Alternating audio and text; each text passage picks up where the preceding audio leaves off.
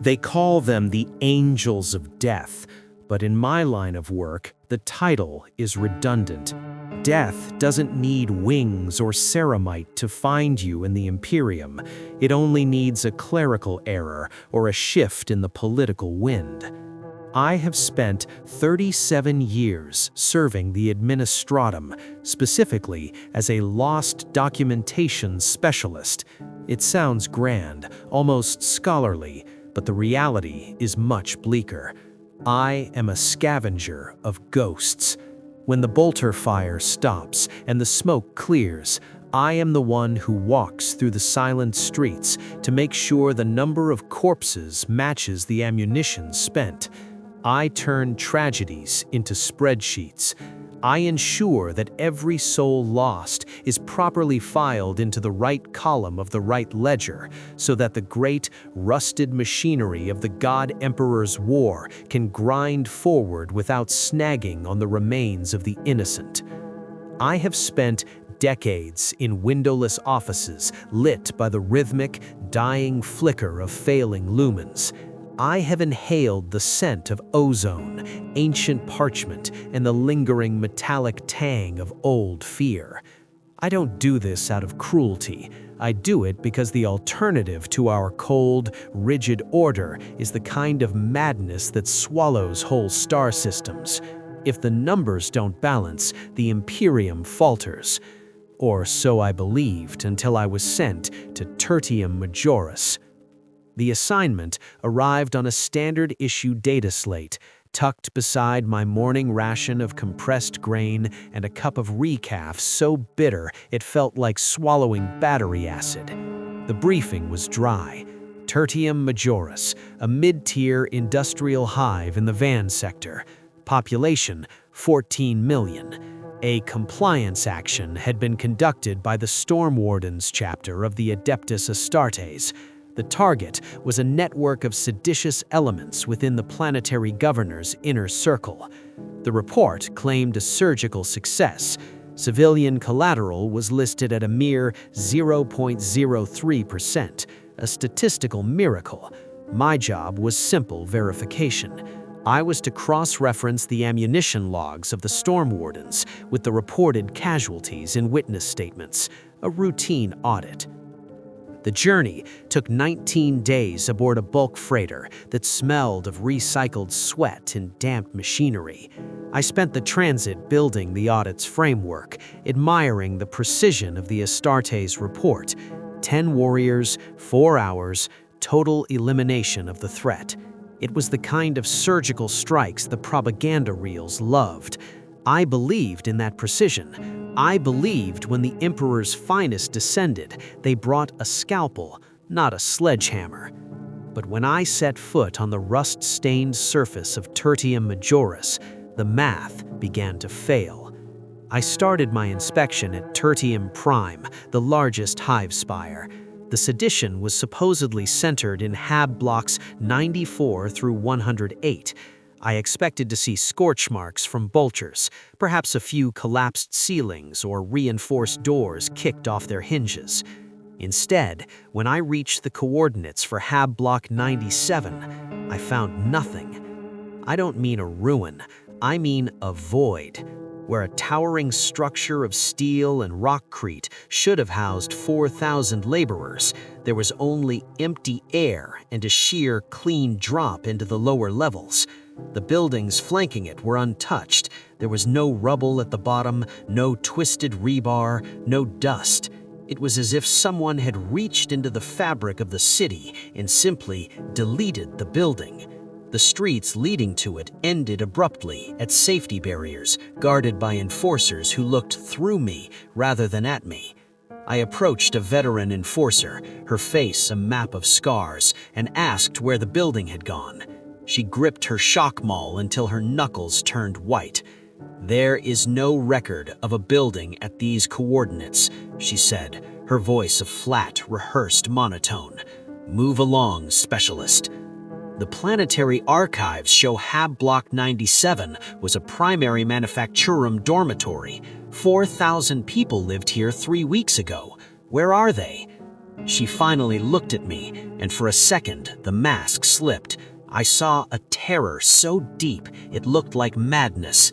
"The archives are being updated," she whispered, so low I could barely hear over the hum of the hive's ventilation.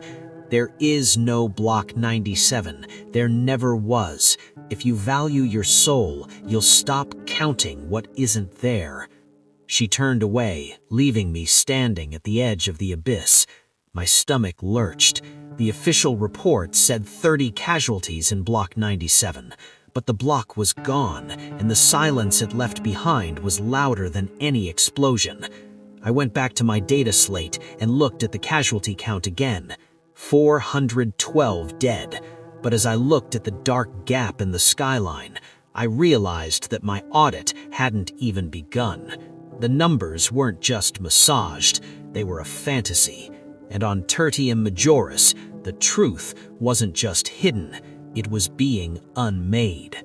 I spent the next week submerged in the data tides of Tertium Prime's archives, trying to find where 12,000 souls had leaked out of the Imperium's accounts. My training taught me that people do not simply vanish, they leave trails of consumption. I looked for unclaimed ration shits, empty work slots in the manufacturums, and silent family registries. The numbers were staggering. The official casualty list remained a stubborn, lying 412, but the reality was a jagged wound in the city's heart. Every lead I followed was met with a wall of red tape that felt like a burial shroud. I requested Medicaid records from the night of the operation, redacted. I asked for the atmospheric sensor logs to explain the structural disappearance of Block 97, classified. I even tried to access the local Vox Relay archives, only to be told by a tech priest with a voice like grinding gravel that atmospheric interference had corrupted the recordings of the entire 4-hour window. It was a lie so clumsy it was insulting. Imperial Vox gear is designed to broadcast through solar flares and warp shadows. A bit of hive smog wouldn't touch it. Someone was pruning the garden of history, and they were doing it with the heavy-handedness of a man who knows he can't be questioned. My breakthrough didn't come from a high-clearance terminal. It came from the rot. I descended into the subhive, a place where the air tastes of sulfur and ancient rust, to find a tertiary backup station. These deep-level hubs are often overlooked, automated relics from the Great Crusade era that just keep recording because no one told them to stop.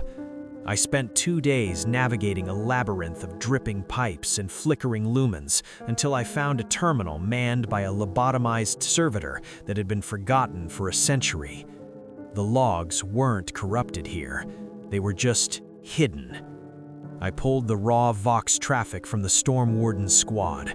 There were gaps, surgical cuts where someone had tried to erase the middle of the story, but the timestamps remained. 4 hours of operation time, but only 41 minutes of audio. I put on the headset, my hands trembling. The first voice was the sergeant's. It was a sound of pure, terrifying granite, devoid of adrenaline, devoid of doubt. Contact established, moving into Hab Block 94. Resistance is negligible. Proceeding to primary objective. In the background, I heard the rhythmic thud, thud, thud of power-armored boots. It wasn't the sound of a battle, it was the sound of a harvest. Then, a gap. When the audio resumed, the sergeant's voice was different, not panicked, but chillingly transactional. Civilian concentration point Alpha secured. Estimate 400 units. Requesting guidance on disposition protocol TERT. Units, not people, not citizens, units. There was a burst of static, the command response, and then the sergeant spoke again. Understood. Commencing protocol TERT. Estimated completion, 30 minutes. The next segment of audio was 11 seconds of raw, unadulterated screaming. It wasn't the sound of people caught in crossfire. It was the sound of a slaughterhouse where the cattle understand the blade is coming. Beneath the human screams, there was a wet, heavy mechanical sound, the sound of ceramite fists hitting soft tissue, the rhythmic crump of a bolter firing into a packed crowd at point-blank range. The audio cut to silence. I sat in the darkness of the subhive, the headset still clamped to my ears, feeling the cold weight of the realization. Protocol Tert wasn't a tactical maneuver, it was an execution. The Storm Wardens hadn't come to save Tertium Majorus from sedition, they had come to turn it into a graveyard. But why? Why waste the Emperor's most elite warriors on a dormitory of laborers? Why delete a building? My mind raced through the logistical costs. To remove a structure like Block 97 without damaging the surroundings required orbital-grade demolition or specialized gravitic weaponry. The energy expenditure alone was a bureaucratic nightmare. I began to look for the units mentioned in the log. If 400 were at Point Alpha and 12,000 were missing, the scale was far beyond a single squad's ammunition capacity. I started searching for the waste disposal logs of the Hive's massive incinerators. That's when I saw the shadow. In the reflection of the ancient monitor, a figure stood at the end of the corridor. It wasn't an Astartes, it was too small, but it was draped in the heavy crimson robes of the Inquisition's administrative arm. I didn't move. I didn't even breathe. I realized then that I hadn't found the logs because I was clever. I had found them because I was being watched, and they wanted to see just how far an auditor would go before his curiosity became a terminal illness. The figure didn't approach. It simply pointed a slender, bionic finger at the terminal, and the terminal began to hiss. Smoke curled from the data slots. The records, my only proof, were melting into slag before my eyes. The numbers are already balanced, Specialist Vaughn. You are looking for variables that have been canceled out. Do not make us subtract you as well. I stood up, my heart hammering against my ribs like a trapped bird. 12,000 people, I whispered, my voice cracking. You can't just subtract 12,000 people. We didn't, she replied, stepping back into the shadows. We simply moved them to a ledger you are not allowed to read. Go back to your office, Halrix. Count the grain, count the boots. Leave the souls to us. She was gone before I could find my courage. I was left alone in the dark with the smell of burning wires and the echoing screams of Point Alpha still ringing in my head. I realized then that the horror of the Space Marines wasn't their violence, it was their obedience. They weren't monsters of rage, they were the Emperor's perfect, cold-blooded accountants. And I was just a man with a pen, trying to fight a god with a calculator. I did not go back to counting grain. The inquisitorial agent had underestimated one thing. After 37 years of balancing ledgers, a discrepancy that large doesn't just sit in your files, it sits in your marrow. If I ignored a 12,000-soul deficit, I wasn't just a coward, I was a failure at the only thing that gave my life meaning. I needed a witness. Numbers can be erased, but memories are harder to scrub, especially when they are cauterized by trauma. I spent 3 days in the smog-choked gutters of the lower hive, looking for anyone who had lived in the shadow of Block 97 and survived. I found her in a scrap processing yard where the air was thick enough to chew. Her name was Cetra. She had once been a supervisor at a power cell plant. Now she was a hollowed-out shell, sorting jagged metal with hands that never stopped shaking. At first, she wouldn't speak. She looked at my administratum robes and saw only another gear in the machine that had crushed her world. But when I told her I had heard the Vox logs, that I had heard the screaming, she broke. "They didn't just come to kill the rebels, Specialist," she whispered, her voice barely audible over the screech of the hydraulic presses. "They came to test us. They called it a harvest of conviction. She told me about the night the air changed. It didn't start with sirens. It started with the smell, a sharp, metallic scent of ozone and promethium that felt like a physical weight. The voxcasters in Hab Block 98 had crackled to life, a voice like grinding stones ordering every resident to the central atrium. No one dared stay behind. The sound of those armored boots in the corridors was enough to make your heart stop. In the atrium, under the flickering lumens, 10 giants in blue and silver stood like statues of doom. Their sergeant, a man with a face as beautiful and cold as a marble monument, removed his helmet. He didn't look like a butcher. He looked like a god. He told the thousands of us huddled there that sedition had infected the block. He said the Emperor's mercy was vast, but his patience was finite. Then came the choice. He told us that anyone who had ever felt a moment of doubt, anyone who had listened to the whispers of the traitors, or even anyone who had stayed silent while others spoke ill of the throne, should step to the left. He promised them redemption through service. Those who believed their hearts were pure were to stay on the right. It was a trap, wasn't it? I asked, my blood running cold. Cetra gave a short, hysterical laugh. We all thought so. Half the block, terrified and weeping, shuffled to the left, begging for forgiveness. The other half, the faithful, stood tall, thinking their loyalty would shield them. I was in the middle, pushed toward the sinners by the crowd. She stopped, her eyes unfocused, staring at something I couldn't see. The sergeant sighed. It was the most human sound I've ever heard from them. Then he nodded to his men.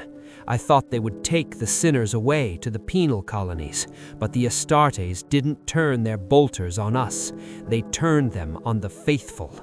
The massacre lasted 11 seconds. In that time, 400 people who had stood their ground in the name of loyalty were turned into a red mist. The bolter rounds didn't just kill, they detonated inside bodies, spraying the walls with a layer of gore so thick it muffled the sound of the next volleys. Then the sergeant turned to the terrified sinners on the left. He told them their confession had saved their lives, for now, but their sin remained. He ordered his men to mark them. They used a hot iron brand, searing a sigil of shame into their foreheads. Then they were forced to watch as the Astartes methodically stacked the bodies of the faithful into neat, geometric piles. But what about Block 97? I pressed. It's gone, Cetra, totally gone. They didn't mark anyone in 97, she said, her voice trembling. The sergeant went in there, stayed for an hour, and when he came out, he whispered something into his vox. We were being marched away when the sky lit up. It wasn't an explosion, it was a beam of white light from the heavens. When the dust cleared, the building was just absent. They didn't want witnesses from that block. They didn't want a single person to remember what they found inside.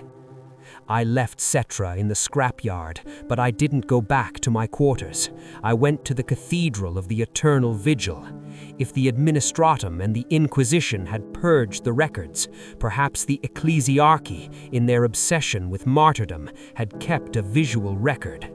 I found a picked feed cylinder in a dusty corner of the church's archive, overlooked by the blind priests. It showed the aftermath of Block 96. I saw the storm wardens walking out of the atrium. Their armor wasn't just blood-spattered, it was coated. They walked with a mechanical, unhurried grace. But it was the windows of the building that caught my eye.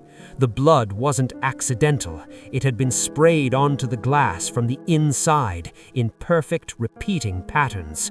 It wasn't a slaughter. It was a ritual written in the biology of the citizens. It was a message. And as I zoomed in on the pict frame, I saw the sergeant looking directly into the camera lens, as if he knew that months later a man like me would be watching. He wasn't smiling. He looked bored.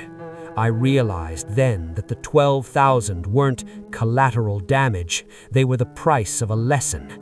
The Astartes weren't here to fight a war, they were here to conduct a symphony of terror so loud that Tertium Majorus would never dare whisper the word freedom again. I headed back to my hab cell, but when I reached my floor, the smell hit me first. Ozone, promethium, and the heavy, rhythmic hud of a heart that beat much slower than a human's. I pushed the door to my quarters open, but the heavy iron didn't swing with its usual groan. It stopped halfway, hitting something solid and unyielding. The smell I had detected in the hallway, ozone, burnt oil, and the cold, sterile scent of a morgue thickened until it felt like a physical weight in my lungs. I didn't need to turn on the lumens to know who was there. The dim red emergency light of the corridor spilled into the room, silhouetting a shape so massive it seemed to swallow the very air. "You are late, Specialist Vaughn," the voice said. It wasn't a roar, it was a low, resonant vibration that I felt in my teeth. I reached for the light switch, my fingers trembling so violently I missed twice. When the flickering yellow lumens finally hissed to life, I saw him. He was standing in the corner of my tiny, cramped cell, his head nearly brushing the ceiling. He wore no helmet. His face was exactly as Cetra had described, a masterpiece of genetic engineering, beautiful in a way that felt predatory. His eyes were the color of a winter sea, ancient and utterly devoid of the warmth of a fellow man. He was looking at my desk, where my unofficial notes and the forbidden data slates lay scattered like a confession. Sergeant Kalin of the Storm Wardens, the butcher of Hab Block 96. I was conducting a final sweep of the lower sectors, I managed to stammer, my voice sounding like a child's whimper compared to the hum of his power armor. Kalin picked up one of my charts, the one where I had tallied the 12,000 missing souls with 2 armored fingers. He handled the flimsy parchment with the delicate precision of a surgeon, though I knew those same hands had crushed skulls into pulp just weeks prior. "You have a talent for patterns, Halrix. Most men see the hive as a chaotic swarm. You see it as a ledger. You noticed the discrepancy in Block 97. "It's gone," I whispered, emboldened by a sudden sharp spike of terror. 4,000 people, erased. Why? If there was sedition, why not just kill the leaders? Why delete the entire structure? Kalin finally looked at me. The transhuman dread hit me like a physical blow, a biological reflex that told my brain I was standing before an apex predator. Because Block 97 wasn't suffering from sedition, Specialist. It was suffering from a sickness of the soul that no confession could purge. We found a shrine in the basement levels, not to the Emperor, to something older, something that feeds on the very fabric of reality. If we had left a single bolt, a single scrap of Vox tape, or a single survivor from that block, the rot would have returned. We didn't just kill them, we cauterized the wound. "And the faithful in Block 96? I demanded, my fear turning into a desperate, suicidal anger. "The ones who stood on the right, the ones who believed in you. Why did you slaughter them?" The sergeant stepped forward, the floorboards groaning under the literal ton of ceramite and muscle. He leaned down until his face was inches from mine. I could smell the chemical stimulants in his breath. "The Imperium does not need auditors who find truth. It needs auditors who find compliance. Your report is due tomorrow. The official count is 412. If that number changes, the ledger will no longer balance. and when a ledger doesn't balance, we have to eliminate the offending variable." He let go, and I slumped against the doorframe, gasping for air. He walked toward the window, looking out over the sprawling, smog-choked horizon of Tertium Prime. "You think you are the hero of this story, Specialist. You think by hiding these data wafers, you are preserving the soul of humanity. But you are merely a component. Your job is to ensure the machine keeps turning. Do your job, Halrix. Fix the numbers. For the sake of the millions who still live, ensure that the 12,000 remain forgotten." He didn't leave through the door. He stepped onto the narrow external maintenance ledge, 1,400 meters above the ground, and vanished into the shadows of the spire before I could even blink. I sat at my desk for hours, the silence of the room screaming in my ears. The data wafer with the screams of Point Alpha sat in my palm, cold and heavy. I looked at the official report template on my screen. Total casualties. Blank. My finger hovered over the keys. I thought of Cetra, her shaking hands and her hollow eyes. I thought of the red patterns on the windows of Block 96. And then I thought of the sound of Kalin's voice, the absolute crushing certainty that he was right. I realized then that I wasn't fighting for the truth. I was fighting for my own right to feel like a good man. But in the Imperium, there are no good men. There are only those who serve and those who are consumed. With a shaking hand, I began to type. Total casualties, 412. I watched the screen, feeling something inside me die. I wasn't just an auditor anymore. I was an accomplice. I was the one who buried the bodies under a mountain of paperwork. But as I hit save, a small notification blinked at the bottom of my screen. An encrypted message sent from an untraceable source within the Administratum's own internal network. "We saw what you found in the subhive, Halrix. You aren't the only one counting. The tally is much higher than 12,000. Look at the shipping manifests for the black ships from 3 years ago. The math doesn't just fail on Tertium Majorus. It fails everywhere." My heart stopped. The conspiracy wasn't just here. It was the entire system. And someone very high up, was watching me. I submitted the report. The green phosphor glow of the transmission's successful icon felt like a brand on my soul, a digital mark of my cowardice. I had done exactly what Sergeant Kalin demanded. I had transformed a massacre into a footnote.